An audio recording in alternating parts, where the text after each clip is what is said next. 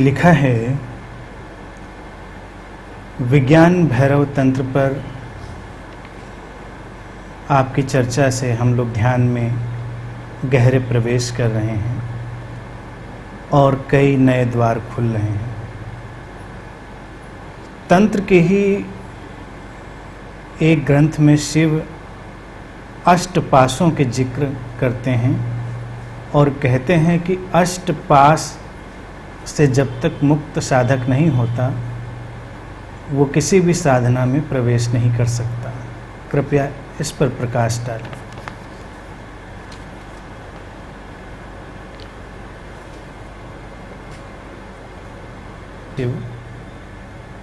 तंत्र के विधियों के लिए कुछ और विस्तार देते हैं। उसमें वो कहते हैं कि तंत्र 3 स्थितियों में काम करता है। पहली स्थिति है पशु भाव की, और दूसरी है वीर भाव की, और तीसरी दिव्य भाव की। वो कहते हैं कि सामान्यतः मनुष्य पशु भाव में ही जीवन यापन कर रहा है। साधना उसे पशु भाव से वीर भाव में, वीर भाव समझ रहे, वॉरियर, योद्धा। वीर का अर्थ जिसके अंदर एक शक्ति है, जो धारा के साथ कुछ कर सकता है। पशु भाव जैसा कि शब्द से ही स्पष्ट है, पास से निकला है। पशु कहते हैं उसको जो पास में बंद है, ट्रैप में, जिसके आसपास एक ट्रैप है, वो पशु है। तो शिव इसी पशु भाव में अष्टपाशों की चर्चा करते हैं। वो कहते हैं कि प्रारंभिक तल पर जब व्यक्ति पशु भाव में जीवन यापन कर रहा है और साधना की ओर यात्रा करना चाहता है तो उसे 8 प्रकार के पास बांधते हैं। अब 8 ही क्यों? मुझे लगता है कि शिव परम मनोवैज्ञानिक हैं। वो इन 8 बातों में करीब करीब सारी बातें शामिल कर लेते हैं। वो कहते हैं कि ये 8 प्रकार के पास हैं: भय, घृणा, शंका, लज्जा, जुगुप्सा, कुल, शील और जाति। घृणा, हेट; शंका, डाउट; लज्जा, शेम; और जुगुप्सा, रिपल्सिवनेस। घृणा, भय और हिंसा का एक मिला जुला भाव, रिपल्सिवनेस। कुल, तुम्हारा परिवार, फैमिली ट्रेडिशन, परंपराएं। शील, शील जिसे तुम चरित्र समझते हो, है या नहीं ये बात महत्वपूर्ण नहीं है, जिसे तुमने शील माना है। और जाति, तुम्हारी रेस, तुम्हारा जिस जगह तुम पैदा हुए हो, या कम्युनिटी कह सकते हैं उसे, तुम्हारा समुदाय। शिव कहते हैं कि यही 8 प्रकार के जो पास हैं सबसे घातक हैं, और घुमा फिरा कर व्यक्ति इन्हीं पासों में जकड़ा है।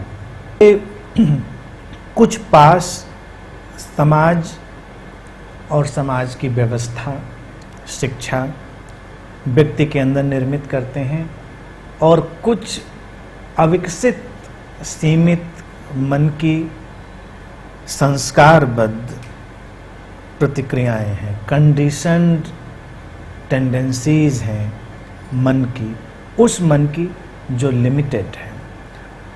कुल, शील और जाति, इनका निर्माण समाज और शिक्षा करती है।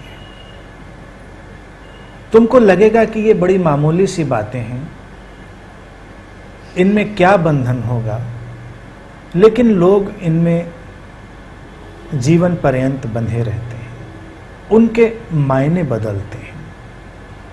कुल एक तो परिवार की बात से चलता था, जैसे कि पहले लोगों के अंदर कौन कैसे परिवार में पैदा हुआ इसका बड़ा ही एक भाव और बंधन रहता था। आज भी है, जो लोग उस बंधन में हैं वो पशु भाव में है कि तुम ब्राह्मण परिवार में पैदा हुए या तुम क्षत्रिय वैश्य शूद्र, और फिर उनके अंदर भी अनेकों विभाजन कि ब्राह्मण में तुम इसमें, तो वैश्य में तुम इसमें, तो क्षत्रिय में उसमें, ये सामाजिक। अब अगर कोई आज के विकसित होते हुए समाज में इस कुल व्यवस्था से मुक्त हुआ, पढ़ाई लिखाई के शिक्षित हुआ, तो फिर वो नए कुल निर्मित करता है, साम्यवादी हो जाता है, पूंजीवादी हो जाता है, दक्षिणपंथी वामपंथी कुछ हो जाता है। उससे भी थोड़ा हटा तो धर्म के अनेक कुल हैं, उनसे जुड़ता है। सांप्रदायिक चित्त इस कुल के पास से बनता है, पारिवारिक, क्योंकि संप्रदाय तुम्हारे नए परिवार बन जाते हैं, तुम्हारे कल्ट तुम्हारे लिए नए कुल हैं। कोई किसी कल्ट से जुड़ा है तो कोई किसी कल्ट से। ये संप्रदाय तुम्हारे अंदर एक लिमिटेड माइंड को निर्मित करते हैं, लिमिटेड माइंड से निकलते हैं, उसे निर्मित करते हैं और उसे ही और सशक्त करते हैं। तो चाहे वो परिवार की तरह से कुल की व्यवस्था हो, चाहे वो आज के तुम्हारे वाद हों या संप्रदाय हों, वो उसी परिवार के बंधन हैं, कुल के बंधन हैं, बड़े जटिल हैं। इसीलिए तुम देखो कोई कहीं किसी संप्रदाय से जुड़ जाए तो कितना कट्टर हो जाता है, सारी मान्यताएं, बंधन, धारणाएं उसको जकड़ लेते हैं, उसके लिए खुला आकाश नहीं रह जाता। फिर सील की बात है। सील वो चरित्र जिसे समाज ने तुम्हें दिया है, तुम्हारे विवेक से नहीं निकला है। समाज तुमसे अपेक्षा करता है कि तुम ऐसा व्यवहार कर रहे हो तो तुम सीलवान व्यक्ति हो, और इस सील की परिभाषाएं धीरे धीरे बदलती रहती हैं, वक्त के हिसाब से और देशों के हिसाब से। एक देश में जो सील है वो दूसरे देश में नहीं हो सकता। परिवारों में भी जैसे कुल की बात थी, संप्रदायों की भी बात थी, तो इनमें भी सील के चरित्र के अपने अपने ढंग हैं। कहीं कोई एक वेशभूषा अपनाता है तो उसके लिए वो एक किस्म का सील है, तो कहीं कोई दूसरी वेशभूषा अपनाता है तो उसके लिए वो सील है। कोई एक प्रकार का आहार करता है तो कोई दूसरे प्रकार का आहार करता है। ये जीवन शैलियां तुम्हारे चरित्र का, सील का निर्माण नहीं करती, ये बंधन का निर्माण करती है, क्योंकि ये विवेक से न निकलकर अज्ञान से निकली हैं। तो इसीलिए शिव सील को भी, चरित्र को भी बहुत बड़ा बंधन मानते हैं। अष्टपाशों में वो कहते हैं जकड़ने वाली व्यवस्था है। और फिर जाति, जाति एक रेस, एक जो रेस चली आ रही है, जाने अनजाने तुमको वो बांधती है। जाति या रेस, अब जाति शब्द से तुम जातियों के बहुत विभाजन समझ सकते हो, वो तो हैं, लेकिन जाति एक खास किस्म की रेस है। जैसे आर्यन, मंगोलियन, ऐसी रेसेज हैं। इन जातियों के, इन रेसेज के अपने कुछ गुणधर्म, अपनी टेंडेंसीज रही हैं जो कि स्वाभाविक न होकर लंबे समय के साथ उनकी जीवनचर्या, उनके संघर्षों, उनके उतार चढ़ावों के साथ निर्मित हुई। तो हर जाति का अपना एक गुणधर्म है, अपना एक टाइप है, अब उस रेस का वो एक टाइप है। जब तक तुम उस टाइप में बंधे हो, उस जातिगत बंधन में तुम बंधे हुए हो, तुम्हारे लिए साधना के द्वार खुल नहीं सकते, क्योंकि तुम एक विशेष बंधन में बंधे हो। चाहे वो तुम्हारे लिए प्रीतिकर हो, चाहे वो तुम्हारे लिए अप्रीतिकर हो, इससे अंतर नहीं पड़ता। ये सामाजिक और शैक्षिक और सांस्कृतिक ढंग से मनुष्य के मन पर डाले गए पाश हैं, बंधन हैं। फिर शिव और मूलभूत बंधनों की तरफ आते हैं। वो कहते हैं कि घृणा। घृणा व्यक्ति का एक स्वाभाविक भाव है। तुम कहोगे प्रेम क्यों नहीं? प्रेम को विकसित करना पड़ता है। घृणा तुमको मिलती है, तुम्हारे मन के साथ ही चली आई है। तुम्हें लगता होगा कि पशु भी प्रेम करते हैं, नहीं, वो इंस्टिंक्टिव बिहेवियर है। वो उनके जैविक और रासायनिक ढांचे से निकला हुआ व्यवहार है। प्रेम में केवल मनुष्य सक्षम है। घृणा का विपरीत प्रेम अगर है तो प्रेम में तुम्हें विकसित होना पड़ता है। घृणा को समझना पड़ता है, घृणा का आमना सामना करना पड़ता है। आमतौर से तुम लोगों में देखो कि प्रेम के तो वो कोई ना कोई कारण ढूंढता है, घृणा का कोई कारण नहीं ढूंढता। बस तुम किसी से भी घृणा कर सकते हो बिना किसी वजह के। तुम जानते भी नहीं ये व्यक्ति कैसा है, क्या है, बस तुम्हें घृणा है उससे। होना तो उल्टा चाहिए कि प्रेम स्वाभाविक हो, घृणा के कारण हो, कि कोई वजह हो, कोई आधार हो। लेकिन तुम देखो कि बस बेवजह लोग एक दूसरे से घृणा में हैं। तुम्हारे महात्मा जितना भी समझाते रहें घृणा मत करो, तो वो समझाते समझाते ही घृणा में पड़ जाते हैं। एक संप्रदाय वाला दूसरे संप्रदाय से घृणा में पड़ जाता है, प्रेम पूर्वक घृणा में पड़ता है। बातें अच्छी करता है, लेकिन घृणा तो अंदर होती है कि ये सही नहीं है, इसका रवैया, इसका जो ढांचा है, व्यवस्था है, पसंद नहीं आती मुझको। ये लोग कुछ गलत रास्ते पर जा रहे हैं। घृणा है स्वाभाविक तौर से तुम्हारे मन में पिरोई हुई, इसीलिए ये आधारभूत बंधन है। तुम बच्चों को देखो, प्रेम तो वो बाद में सीखते हैं, घृणा पहले ही सीख लेते हैं। जिसे तुम बच्चों का निर्दोष प्रेम समझते हो, वो केवल उनका इंस्टिंक्टिव व्यवहार है। वो अपने माता पिता के प्रति, माता पिता भी वो जिनको वो मानते हैं कि माता पिता हैं, बच्चों के पास जानने का कोई उपाय नहीं। और उनके लिए माता पिता वही हैं जो उनको पोषण दे रहे हैं, उनको संरक्षण दे रहे हैं, उनकी सुविधा सुरक्षा का ख्याल कर रहे हैं।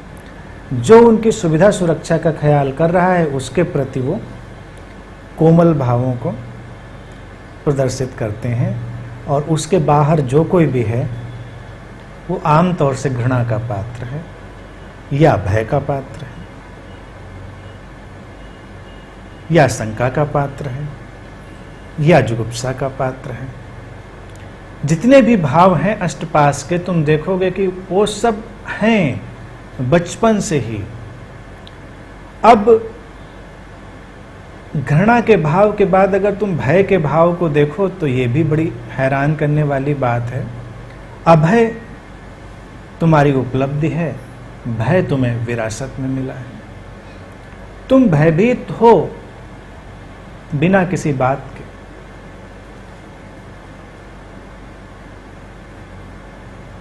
कोई तुमसे मिलता है, सबसे पहले तुम्हें भय पकड़ता है, पता नहीं कैसा व्यक्ति है, क्या करेगा।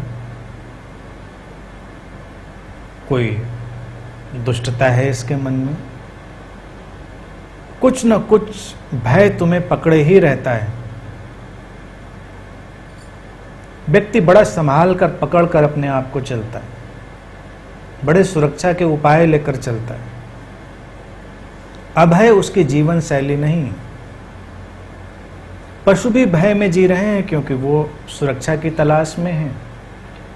निरंतर वो अपने जीवन के संघर्ष में हैं और जो कुछ भी उनको दिखाई देता है वो उनके लिए भय का निर्माण करने वाला होता है। मनुष्य को कुछ पता हो ना हो, उसके लिए सब भय का निर्माण करने वाला ही है। अभय इसीलिए एक विकास की यात्रा है। फिर शंका, डाउट। शंका से विपरीत श्रद्धा है, लेकिन श्रद्धा कहाँ होती? श्रद्धा की जितनी चर्चा होती है उतनी ही वो दुर्लभ है। तुम ईश्वर में श्रद्धा करते हो लेकिन शंका पीछे चली रहती है। शंका जाती नहीं कि है भी या नहीं, पहले तो तुमको यही शंका। तुम एक भी ऐसा व्यक्ति ढूंढ कर नहीं ला सकते हो जो निश्चित तौर से कह दे कि हाँ ईश्वर है, पक्का है और मेरी श्रद्धा है। वो कहता है कि हाँ होगा। तो हर श्रद्धा के पीछे शंका निश्चित रूप से उपस्थित है।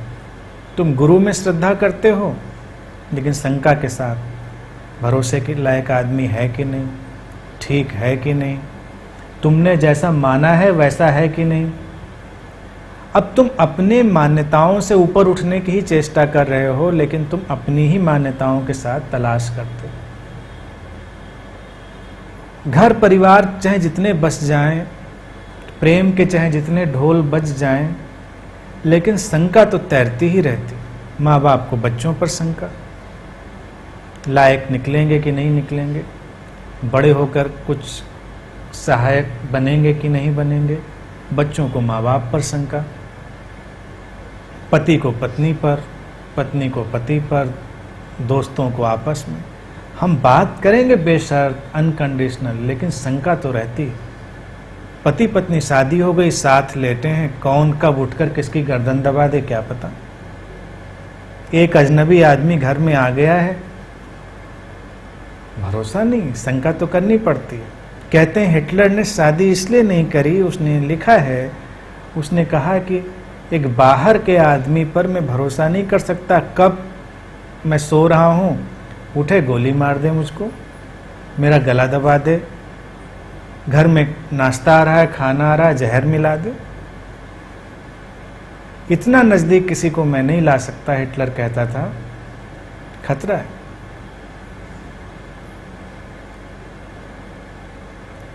तो शंका भी एक तुम्हें पशु भाव में स्वाभाविक रूप से मिला हुआ भाव है जो तुमको निरंतर बांधे रखता है। अगर तुम देखो कि तुम श्रद्धा कर पाओ तो तुम मुक्त हो जाते हो, तुम्हें कोई परवाह नहीं, तुम निश्चिंत हो। लेकिन तुम शंका करो तो तुम निरंतर बंधे हुए हो, निरंतर एक ट्रैप ने तुमको जकड़ा हुआ है, तुमको लगातार सतर्क रहना पड़ता है। इन पासों से जो भी विपरीत भाव हैं वो मुक्ति के भाव हैं, उनमें तुम्हें सोचना नहीं पड़ता, वो तुम्हें मुक्ति के आकाश में ही स्थापित कर देते हैं। लेकिन तुम जब इन अष्ट पाशों के भाव में होते हो, निरंतर बंधन तुम्हें घेरे रहते। शंका के बाद वो एक छोटी सी बात कहते हैं, लज्जा, शेम, बड़ी सोचने की बात। महिलाओं को भी कई बार ये समझाया जाता रहा कि लज्जा उनके लिए बहुत जरूरी है, लज्जा होनी चाहिए। अब लज्जा में बहुत फासले। लज्जा के नाम पर, शेम के नाम पर हम एक कृत्रिम व्यवहार निर्मित करते हैं। ये कृत्रिम व्यवहार तुमसे अपेक्षा किया गया व्यवहार, तुम्हारे ऊपर थोपा गया व्यवहार, वो व्यवस्था, वो परिवार, समाज तुम्हारे ऊपर एक खास किस्म के व्यवहार को प्रोजेक्ट करता है, तुम उसके अनुसार नहीं चल पाते हो तो तुम्हें लज्जा का भाव होता है। पहले के वक्त में अगर औरतें सिर न ढकती तो उन्हें लज्जा का भाव होता, अब नहीं होता। लज्जा बदल गई है, उसके सेम के मायने बदल गए हैं, कपड़े कितने बदल गए हैं। पहले खास किस्म के कपड़े ना पहनता कोई तो बड़ा लज्जा का भाव अनुभव करता, आज हम कैसे भी कपड़े पहन सकते हैं, हमको वो लज्जा नहीं पकड़ती, लेकिन और किस्म की लज्जाएं हमारे ऊपर आरोपित की जा रही हैं। इसीलिए सेम जो है शर्म या लज्जा, इसको शिव ने अष्टपाशों में लिया है, क्योंकि तुम एक प्रकार की लज्जा से मुक्त हो गए तो दूसरे प्रकार की लज्जा, तुम्हें अपमानित होने में लज्जा का, शर्म का भाव होता है, क्योंकि अपमानित तुम समझते हो कि तुमको किया जा सकता है, और इसके भीतर छुपा है सम्मानित होने का भाव। जो किसी से सम्मानित होने की आकांक्षा रखेगा वो अपमानित होने से भयभीत रहेगा।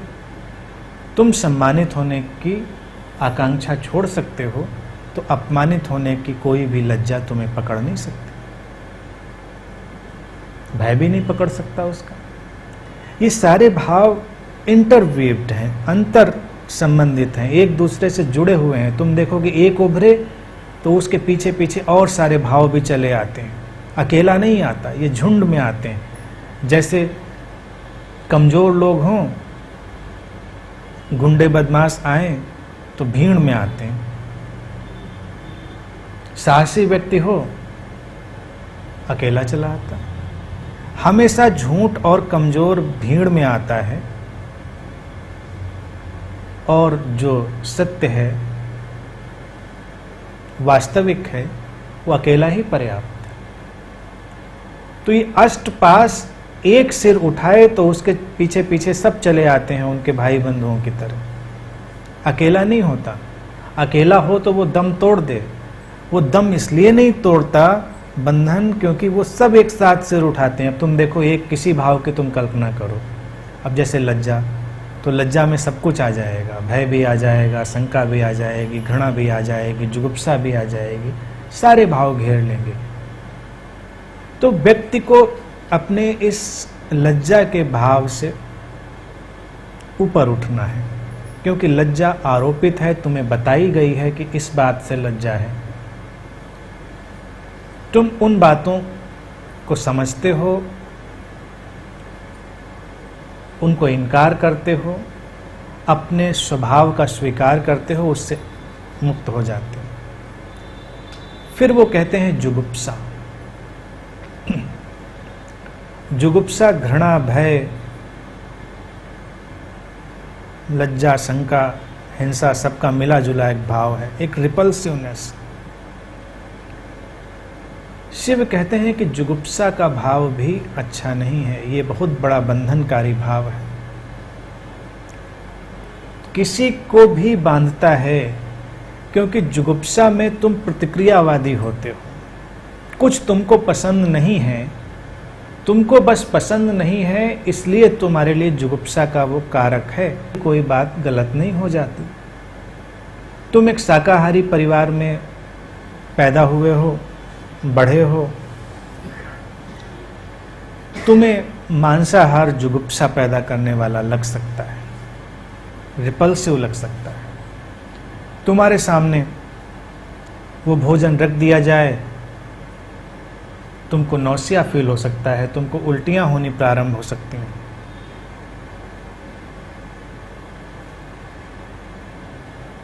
ये लेकिन तुम्हारे मन के द्वारा ही निर्मित हुआ है।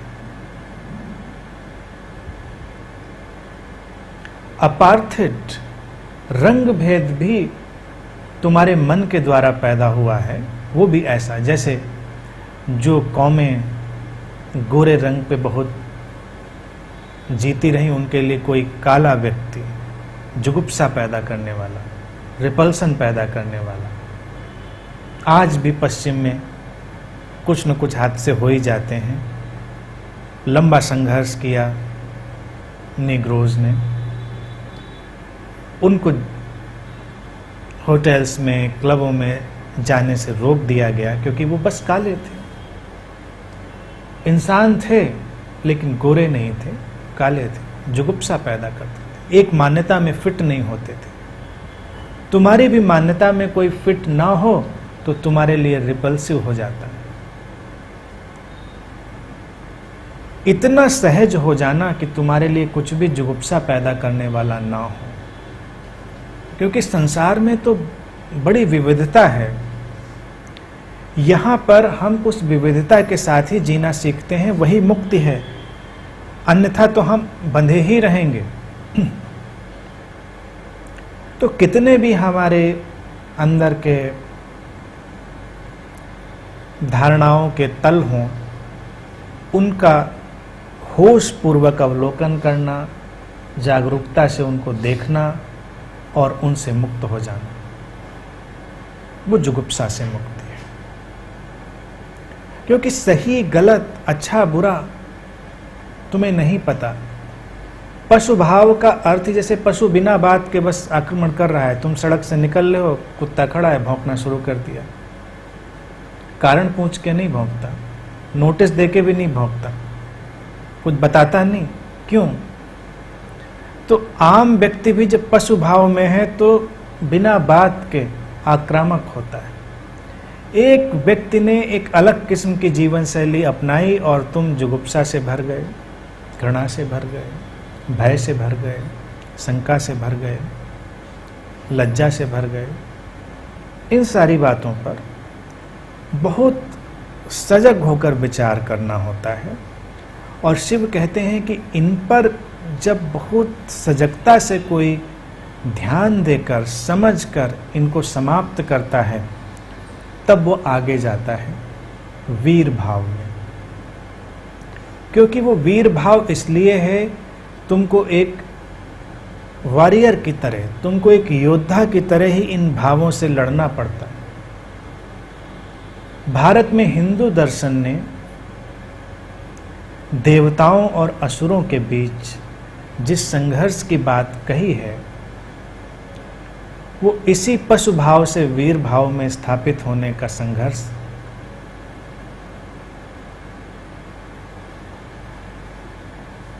करना पड़ता है। क्योंकि पशु भाव से तुम आसानी से मुक्त नहीं हो सकते, उसके लिए तुम्हें एक लंबी यात्रा करनी पड़ती है। और जितनी भी साधना है वो वीर भाव में आकर ही संभव है। क्योंकि पशु भाव में रहते हुए जो साधना भी करी जाएगी वो उस पास को ही और सशक्त करेगी, वो उस बंधन को, उस ट्रैप को ही और मजबूत बनाएगी। इसलिए जब तक कोई व्यक्ति पशु भाव से मुक्त हुए बिना साधना करने लगता है तो तुम देखोगे कि वो ज़्यादा जटिल हो जाता है, ज़्यादा आक्रामक हो जाता है, ज़्यादा सब कुछ ज़्यादा ही हो जाता है। उसमें संभालना मुश्किल हो जाता है ऐसे आध्यात्मिक व्यक्ति को, जो अभी पशु भाव से तो मुक्त हुआ नहीं और साधना का एक नया उपद्रव उसने अपने अंदर डाल लिया, और उस उपद्रव से जो ऊर्जा उत्पन्न हो रही है वो उसके सारे पाशों को और सशक्त कर रही है। देवताओं और असुरों के संघर्ष के बीच तुम इसी कहानी को बार बार देखते हो, और उसके केंद्र में शिव बैठे हैं, शांति से सब कुछ देखते हुए एक दृष्टा की तरह और सबका मार्गदर्शन करते हुए। तुम देखते हो तुम्हारी जितनी भी मिथक कथाएं हैं वो कहती हैं कि असुर कुछ भी करें, कितनी भी कठिन साधना करें, तपस्या करें, लेकिन अंत में उससे जो शक्ति अर्जित होती है उससे वो अपनी पार्श्विक वृत्तियों को ही और सशक्त करते हैं। वो अपनी घृणा, हिंसा, विध्वंस, उन सारी वृत्तियों को ही और तरोताजा कर लेते हैं। तुम्हारे मिथक भी तुम्हारे लिए यही इशारा प्रस्तुत करते हैं कि पशु भाव से मुक्ति प्राथमिक है, सीधे साधना में छलांग लगा लेना जरूरी नहीं। और ये पशु भाव व्यापक है, सारे मनुष्य मन के ऊपर छाए हुए हैं, उनके रूप बदलते रहते हैं, वक्त के साथ उनके कलेवर बदलते रहते हैं, उनकी पैकिंग बदलती रहती है, लेकिन वो विद्यमान रहते हैं। तो किसी साधक के लिए पहले जो महत्वपूर्ण काम है वो इन अष्टपाशों पर काम है। उससे संघर्ष करके उनसे विजयी होकर जब वो वीर भाव में आएगा तब साधना सचमुच में कर पाएगा, और उसके बाद ही जब वो दिव्य भाव में स्थापित होगा तब शिव कहते हैं कि इन अष्टपाशों से जो विपरीत गुण हैं वो उसके स्वभाव बन जाते हैं, उसके पहले नहीं। देवत्व या दिव्य भाव जो कह रहे हैं वो फ्लावरिंग है। वीर भाव से यात्रा जब हो रही है तो वो दिव्य भाव की ओर ही यात्रा है। पशु भाव से छलांग लेकर व्यक्ति वीर भाव में आ गया है, अर्थात कहें वो अब मनुष्य हुआ है। मनुष्य हर कोई पैदा नहीं होता, पैदा तो पशु भाव में ही होता है व्यक्ति, फिर मनुष्य होना पड़ता है। तो जब कोई मनुष्य हो रहा है तो वीर भाव की यात्रा है। साधना वीर भाव से ऊपर उठने की है, अर्थात वीर भाव से दिव्य भाव, और दिव्य भाव में स्थापित हो जाना वो फ्लावरिंग है, वो खिलावट है। तो देवता भी अपना काम कर रहे हैं। जो मनुष्य से ऊपर उठने की कोशिश करने लगा है वो देवता होने लगा है। यानी कि वीर भाव से जिसने भी यात्रा आगे प्रारंभ करी है वो देवताओं की यात्रा पर ही है। वो लोग देवता जैसे ही जान पड़ते हैं। देवता जिनको हम जानते हैं वो वीर भाव से ऊपर उठ गए लोग होते हैं, और जो दिव्य भाव में स्थापित हो गए वो उसके आगे जा रहे होते हैं। उन्हीं को हम बुद्ध कहते हैं।